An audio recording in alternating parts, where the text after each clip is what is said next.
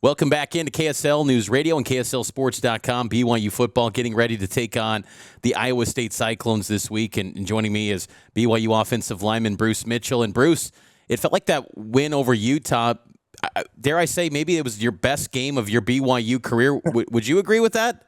Yeah, it was a good one. I think they came out and played a little base, so it's always fun for an offensive lineman when they're just going to stand there, and they didn't blitz a whole lot, didn't move the guys a whole lot.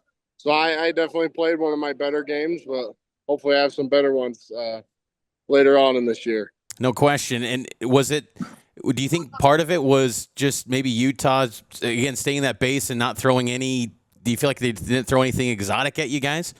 Yeah, nothing too exotic. And another thing, we talked about is their defense is very similar to our defense. Like we've spent a lot of time playing that style of defense. So I think the whole offensive line as a whole played pretty good. And I think it's just because of that. I mean, we've seen that defense all spring, all fall camp. We were pretty prepped for it coming in, just of how much we've played it. So I think that helped us out a lot. How helpful is it every single day to go up against, a defensive line that has guys like Keanu Tanavasa, John Talmoipeu to really kind of sharpen your skills when you go into a game? No, it's awesome.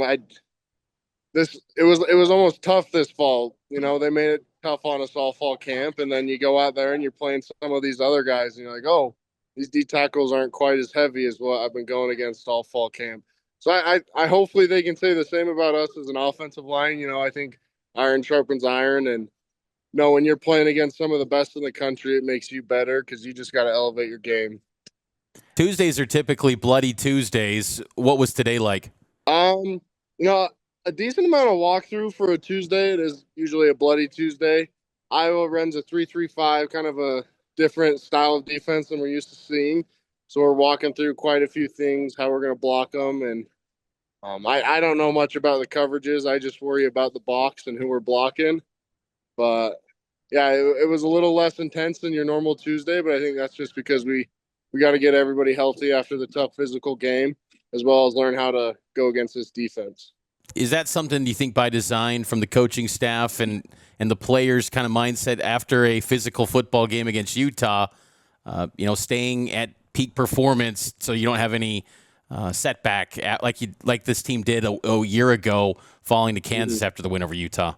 Definitely, I don't think anything here is ever guessed or done by accident. It's all, they got science to prove it. At least that's what they tell me, and I just believe them and do what they say. But yeah, nothing's by accident, and we're coming on to our sixth game in a row without a bye, so guys are starting to get a little beat up. So we just got to take it a little easier, make sure everybody's healthy. It's no secret that we got a couple guys banged up, so we're just trying to keep everybody healthy and get to Ames and get another win. The confidence of you and this offensive line right now, how do you feel like you guys are playing as a whole this season? We've gotten better. It's been awesome. Just to see how few of MAs we're starting to have per game and how we're always targeted. We're always on the right people. We're always using the right technique. It was kind of ups and flows early on. But these last, 2-3 games, we've been pretty dialed up. I think this one will be a good test for us because we're switching up kind of the style of defense we're going to play against with that 3-3-5.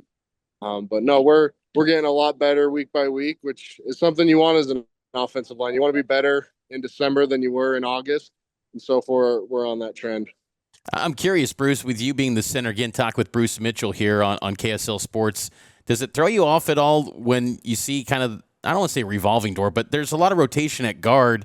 Does it kind of throw you off do you expect it going into certain drives? Is Safara Choke or Waylon, whoever it is at guard, Leausa, it's kind of like a little bit of rotation where there's a lot of confidence, but does it throw you off at all as the center looking to your left and right? Sometimes I'll call them the wrong names because I don't realize who's in there, but it doesn't throw me off at all. We're all taught the same technique, do the same things as everybody else. So, and we do have, those four guards that rotate, man, they're selfless players to be able to go and do that. They get started a lot of Power 4 programs, but they're here because they love it. And, selfless and just able to rotate and let everybody get a piece of everything. So, no, it doesn't throw me off at all. And it's fun playing with them all. I love them all. I think each one of them brings their own strengths and weaknesses, as do myself. So I think that keeps the D line guessing as well.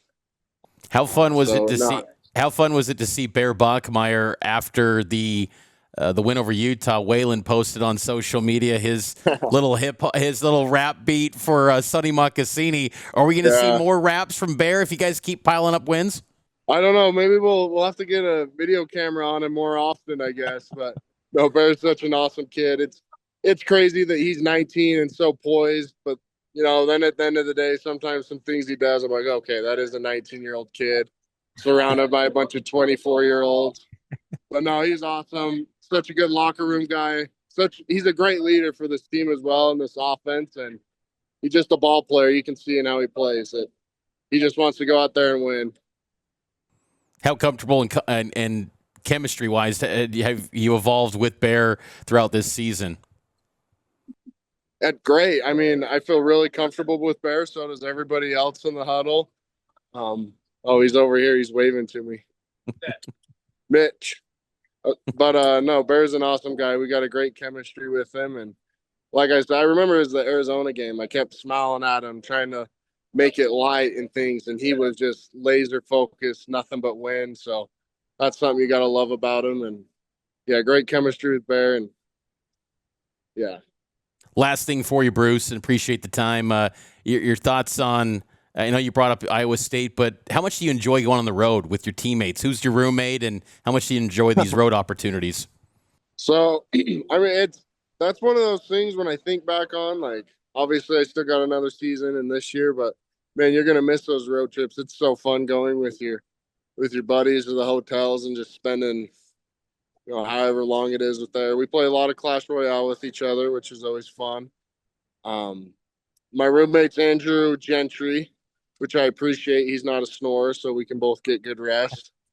No, it's so much fun, and then it's fun going into a hostile environment. I prefer no crowd noise at Lavelle Edwards. That's always best, but it's always fun going into a hostile environment, being able to see a crowd get quiet when you score a touchdown or something. So, yeah, definitely looking forward to this Saturday and the fun times on and off the field. Well, best of luck, Bruce. Appreciate the time and looking forward.